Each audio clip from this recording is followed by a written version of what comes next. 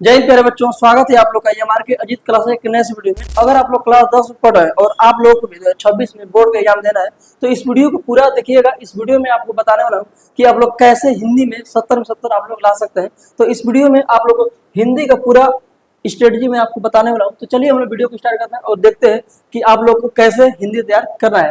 तो देखिए, मात्र 1 महीना आप लोग को लगेगा हिंदी को तैयार करने में। अगर आप लोग हिंदी में कुछ भी नहीं पढ़े हैं तो कुछ करना नहीं है। इस वीडियो को आप लोग को शुरू से लेकर अंत तक देखना है और इस वीडियो में आपको बताने वाला हूँ कि 1 महीने के अंदर में आप लोग को हिंदी कैसे तैयार करना है। तो आप लोग को करना क्या है, आप लोग करना कुछ नहीं है। आप लोग को सबसे पहले आंसर लेना है और एक मॉडल पेपर लेना है। ये जो आंसर है और ये जो मॉडल पेपर, ये दोनों एक ही होता है। और देखिए, ये जो मॉडल पेपर होता है ये आपको सरकार द्वारा जारी किया जाता है ताकि इसी के अनुसार बोर्ड का पेपर आने वाला है। और ये जो अनसॉल्व होता है तो अनसॉल्व आप लोग का कम से कम 5-6 सालों का उसमें आप लोग को सारा प्रश्न दिया होता है, जिसमें आप लोग को बोर्ड के एग्जाम में जो जो क्वेश्चन पूछा जाता है वो सभी क्वेश्चन एक साथ आप लोग को होता है, वही अनसॉल्व होता है। मैं आपको अभी आगे फोटो दिखा रहा हूँ, जैसा कि ये है आप लोग का अनसॉल्व का फोटो। ठीक, तो इसमें लिखा है कि हिंदी हिंदी का ये जो एनसीईआरटी उत्तर प्रदेश राज्य हेतु एनसीईआरटी पर आधारित ये जो है मॉडल पेपर, इसमें आप लोग को कम से कम 5-6 सालों का आप लोग का इसमें प्रश्न दिया होता है। उसको आप लोग अगर हल करेंगे, अगर आप लोग उसको हल कर पाते हैं और उसमें अच्छा नंबर आप लोग ला पाते हैं तो आप समझिए कि आप लोग हिंदी की तैयारी हो चुका है। तो हिंदी का तैयारी को जांचने के लिए हम लोग इस अनसॉल्व का यूज करते हैं। आगे है, देखिए कहाँ मिलेगा आप लोगों को जो ये जो सिलेबस है और ये जो मॉडल पेपर है और ये जो आप लोगों ने अभी देखा है अनसॉल्व, ये पेपर सब कहाँ मिलेगा। तो देखिए, जो अनसॉल्व पेपर है ये तो आप लोग किसी न किसी जो कापी किताब जो दुकान होता है वहां पे तो आप लोग को ये मिल जाएगा। और ये जो सिलेबस है और ये जो मॉडल पेपर है मैं आगे आपको बता रहा हूँ ये सब कहाँ आप लोग देखने को मिलेगा। देखिए, एक वेबसाइट है upmsp.com, ये जो कि उत्तर प्रदेश माध्यमिक बोर्ड द्वारा ये जारी किया गया एक वेबसाइट है। इसी पे आप लोग को बोर्ड का सारी जानकारी आप लोग को दिया जाता है।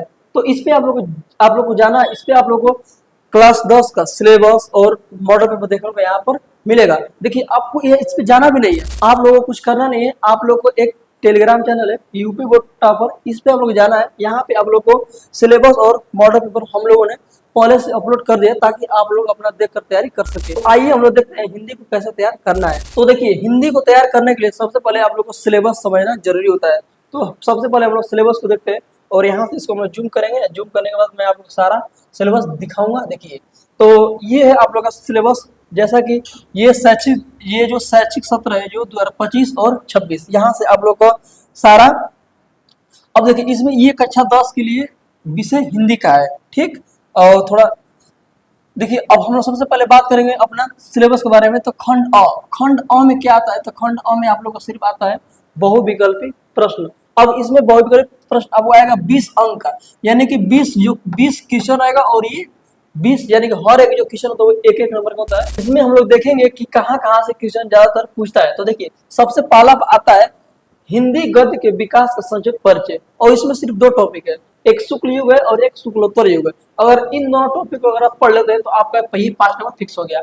इसी तरह आपको आता है हिंदी पद। हिंदी पद में आपको ये सिर्फ 2 पढ़ना है, रीतिकाल और ये आधुनिक काल। इससे बाहर आप लोग कुछ पढ़ना नहीं है। अगर ये 2 टॉपिक आप लोग हिंदी के पद और ये 2 टॉपिक जो हिंदी के गद्य, यहाँ से अगर आप लोग पढ़ लेते हैं तो आप लोग का 10 नंबर क्वेश्चन एकदम तैयार हो जाता है। ठीक, आगे तीसरा में क्या दिया है काव्य सौंदर्य। काव्य सौंदर्य के तत्व में क्या आता है भाई, 3 टॉपिक आता है, एक रस आता है, एक अलंकार आता है और एक तीसरा छंद आता है। अब इनमें रस में भाई क्या आप लोग को सब पढ़ना है। तो देखिए, रस में आप लोग को ये हास रस पढ़ना है, करुण रस पढ़ना है, सिर्फ 2, यानी कि रस में 2 अगर आप पढ़ लेंगे तो इसमें आप लोग का 1 नंबर हो गया फिक्स। अगर हम लोग अलंकार की बात करें तो अलंकार में आप लोग को 4 पढ़ना है, एक अर्थ अलंकार हो गया, उपमा, रूपक और प्रेक्षा। ये चारों अगर आप लोग पढ़ लेते हैं तो इसमें आप लोग का 1 नंबर यहाँ से हो गया फिक्स। अब छंद में आता है एक सोरठा और रोला, इसको आप लोग पढ़ेगा तो सिर्फ 1 नंबर। अब चौथा पे हम लोग बात करते हैं, तो चौथा पे दिया हिंदी व्याकरण। हिंदी व्याकरण सिर्फ आप लोग का 3 क्वेश्चन, यानी कि हिंदी व्याकरण का 3 क्वेश्चन और यहाँ से जो काव्य सौंदर्य यहाँ पे आप लोग 3 क्वेश्चन, यानी कि 3 6 नंबर यहाँ से हो गया। और इसके बाद ये आता है संस्कृत का व्याकरण 5वां में और ये 6वां में 7वां में, यानी कि सबसे अगर बहुविकल्पी में जो सबसे इंपोर्टेंट है वो क्या है, ये पहला और दूसरा, यानी कि हिंदी के गद्य और हिंदी के पद, यानी कि सिर्फ ये 4 टॉपिक पढ़ने से 10 नंबर आता है। और ये इतना छिटपुट अगर ज्यादा तो पढ़ेंगे सिर्फ आप लोग 1 1 नंबर आएगा। समझ में आया। तो अब देखिए, अब हम लोग बात करते हैं खंड ब। तो आप लोग को समझ में आ रहा होगा कि हम लोग हिंदी की तैयारी कैसे करना है, यानी कि हम लोग को क्वेश्चन वाइज और खंड वाइज तैयारी करना है। ठीक, आगे देखते हैं खंड ब में। तो सबसे पहला खंड ब में दिया है हिंदी के गद्य हेतु निर्धारित पाठ्य वस्तु से गद्यांश पर आधारित प्रश्न, जो कि ये आप लोग को बुक में दिया होता है। अभी मैं आप लोग जब मॉडल पेपर दिखाऊंगा कि ये जो गद्य है इससे कैसे क्वेश्चन आता है और इसमें 6 नंबर आप लोग कैसे फिक्स होगा। तो ये हो गया, ये दूसरा पे आता है पद हो गया, ये तीसरा में आपको संस्कृत का आएगा गद्य, चौथा में आपका संस्कृत का पद आएगा, पांचवा में बात करते हैं तो पांचवा में आएगा खंड काव्य। खंड काव्य में से आप लोग 2-3 क्वेश्चन आता है, और ये खंड काव्य कितने नंबर का आता है, तो खंड काव्य आप लोग का आता है सिर्फ 3 नंबर का। यानी कि सबसे इंपोर्टेंट तो ये है गद्य पद और संस्कृत का गद्य पद, यानी कि इसमें आप लोग 6-6-12, 12-3-15, 15-10-25 नंबर सिर्फ ये है, बस लिखने वाला है, बाकी कुछ करना इसमें नहीं है। छठवां की बात करते हैं तो छठवां में आप लोग को एक देखिए लेखक का जीवन परिचय आएगा और कवि का जीवन परिचय आएगा। आप लोग को लेखक का और कवि का जीवन परिचय लिखने का एकदम आसान तरीका आप लोग इस चैनल पर देखने को मिलेगा। इस चैनल को सब्सक्राइब करके आप लोग रखे रहिएगा। आगे बात करें सातवां में आप लोग दिया संस्कृत खंड का एक आप लोग कविता याद करना है, मात्र 4 लाइन का, और ऐसा कविता याद करना है और ऐसा कविता उसमें लिखना होता है जो कि इस पूरे प्रश्न पत्र में संस्कृत का वो जो पद होता है वो दिया ना हो, उकरा से बाद में अलग से उसका कविता लिखना होता है। 8वां में आता है पत्र लेखन, 9वां में आएगा संस्कृत खंड काव्य का 2 आप लोग को क्वेश्चन आंसर दिया रहेगा, उसको लिखना है। 10वां में आप लोग का निबंध है, और निबंध का जो सिलेबस है क्या है, वैज्ञानिक है, सामाजिक, धार्मिक, सांस्कृतिक, आर्थिक समस्याएं, जनसंख्या, इस पे आप लोग को याद करना है। और ये स्वास्थ्य है, शिक्षा है, पर्यावरण है, यातायात के नियम है। तो इस पे देखिए निबंध जो लिखना होता है उसका भी फॉर्मेट सब एक ही होता है, सिर्फ सबके बारे में आप लोग जितना नॉलेज होगा आप उतना ही अच्छे से लिख पाएंगे। तो चलिए हम लोग आगे देखते हैं भैया कि आगे हम लोग को और क्या रणनीति अपनाना है। तो देखिए थोड़ा इसको छोटा करते हैं, छोटा करने के बाद इसको मैं चेंज करता हूँ। हाँ, अब देखिए यहाँ पे आगे गद्य हेतु, यानी कि आप लोग को इसमें भी गद्य और पद में और संस्कृत का जो गद्य पद है उसमें क्या क्या पढ़ना है वो भी आप लोग को सिलेबस में दे दिया गया है पहले से ही। जैसे कि देखिए अगर हम लोग गद्य की बात करें तो गद्य में आप लोग को सिर्फ 6 चैप्टर पढ़ना है। एक आता है मित्रता आता है, और इसके बाद ममता है, भारतीय संस्कृति है, अजंता क्या लिखूं, यानी कि सिर्फ यही 6 चैप्टर आप लोग को पढ़ना है। और इसी 6 चैप्टर से ही आप लोग का कवि ये जो लेखक होता है उसका जीवन परिचय आएगा। वो भी कहाँ से आएगा, देखिए 3 गो आगे से आता है या 3 गो पीछे से आता है। यानी कि अगर आप लोग इसमें से छांट कर ऐसा याद करेंगे कि एकदम पूरा कंफर्म फंस ही जाएगा। तो वो आप लोग को ये भी टेक्निक इस चैनल पर बताया जाएगा कि आप लोग कौन से कवि का याद करना है, कौन से लेखक का याद करना है। अब क्योंकि देखिए इसमें जो पद होता है, पद में तो दिया है आप लोग का कम से कम 13 चैप्टर दिया है। अब सोचिए कि जब 13 चैप्टर दिया तो क्या आप लोग 13 चैप्टर का कवि का नाम याद करेंगे, नहीं, सिर्फ इसमें से हम ऐसा याद करेंगे जो बार बार फ्यूचर में आता हो। आगे देखते हैं हम लोग, तो आगे क्या है, आगे आप लोग को दिया है जैसे कि संस्कृत। अब संस्कृत में भी आप लोग को चैप्टर का नाम दिया है, जैसे में वाराणसी, देशभक्त, चंद्रशेखर, भारतीय संस्कृति, वीर, और इसके बाद ये आरूणी, संवाद, जीवन सूत्राणी, और ये सब यानी कि इसी चैप्टर से आप लोग का श्लोक भी आएगा, गद्यांश भी आएगा और पदांश भी आएगा। यानी इसी का आप लोग का हिंदी का अर्थ भी लिखने को आएगा, यानी इसी चैप्टर से आएगा। और इसी चैप्टर से आप लोग को प्रश्न उत्तर भी देखने को मिलेगा। एक उसमें था जो 3 नंबर का आ रहा था वो खंड काव्य। तो खंड काव्य यहाँ पे देखिए दिया है, और जो खंड काव्य होता है ना वो जिला वाइज होता है।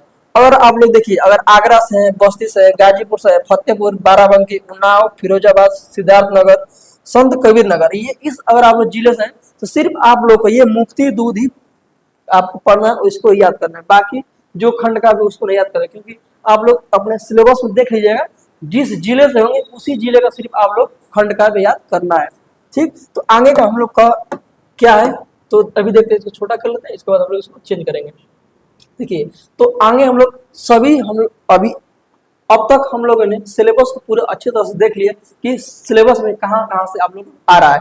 अब हम लोग देखेंगे मॉडल पेपर, क्योंकि हिंदी तैयार करना है तो आप लोग को सिलेबस पे फोकस करना पड़ेगा और मॉडल पेपर पर भी आप लोग को फोकस करना ही पड़ेगा, एकदम श्योर है। तो देखिए अब हम लोग थोड़ा मॉडल पेपर देखते हैं। तो मॉडल पेपर में सेम इसमें तो आप लोग को पता चलेगा कि कहाँ कहाँ से क्वेश्चन आता है।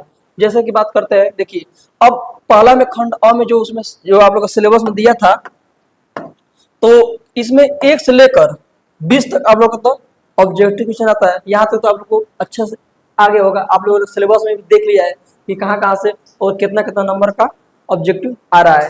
अब हम लोग देखते हैं खंड ब में। देखिए खंड ब में क्या दिया है, खंड ब में आप लोग को वही गद्यांश दिया है और यहाँ पे दूसरा में पद्यांश दिया है, ठीक, बस, और बाकी कुछ तो दिया नहीं है। आप लोग इसको अच्छे से देख लीजिएगा। और हालांकि हम लोग इस जो ये जो मॉडल पेपर है इसको अपने टेलीग्राम पर अपलोड कर दें, जाकर वहां पे आप लोग सब देख सकते हैं।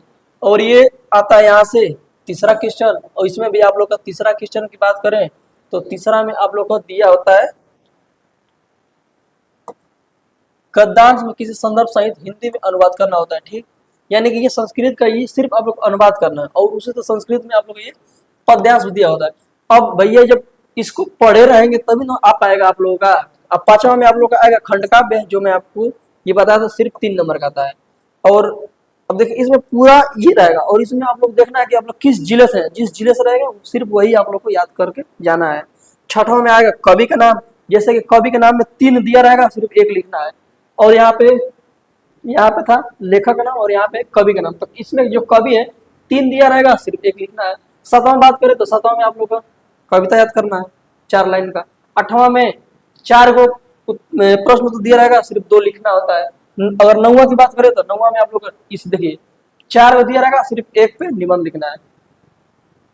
अगर हम लोग प्रश्न नंबर 10वां की बात करें तो 10वां में आप लोग को एक निबंध लिखना है, जैसा कि मैं आप लोग को बताया था। इसमें क्या दिया है, उत्तर मध्य रेलवे को एक शिकायती पत्र लिखिए जिसमें टिकट निरीक्षक द्वारा किए गए अभद्र व्यवहार का उल्लेख। यानी कि देखिए सबका जो पत्र लिखने का फॉर्मेट होता है वो तो सेम ही होता है, तो ये सारा जो पेपर हम लोग पूरा एक एक करके अच्छे से तैयार करवाने वाले हैं, ठीक। तो आगे का हम लोग स्ट्रेटजी क्या है, देखिए जो हम लोग आगे का जो रणनीति है, जो कि पेपर को कैसे तैयार करवाना है, तो हम लोग को क्वेश्चन वाइज तैयार करना है।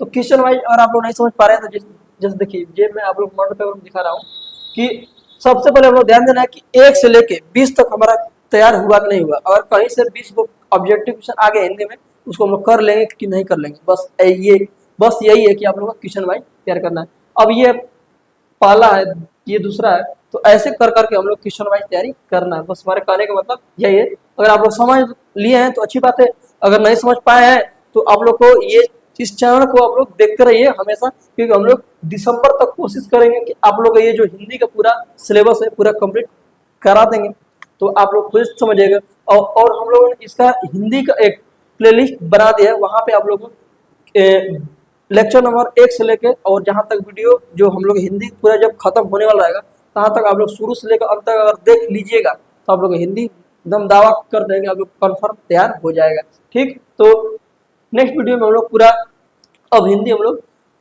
जो क्वेश्चन वाइज है आप लोग को तैयारी कराने का काम करेंगे। और आप लोग करना क्या है, इस चैनल को सब्सक्राइब कर लीजिए, जैसा कि हम लोगों ने आपको वादा किया है कि हम लोग दिसंबर तक पूरा कंप्लीट कराने वाले हैं। जय हिंद, मिलते हैं नेक्स्ट वीडियो में।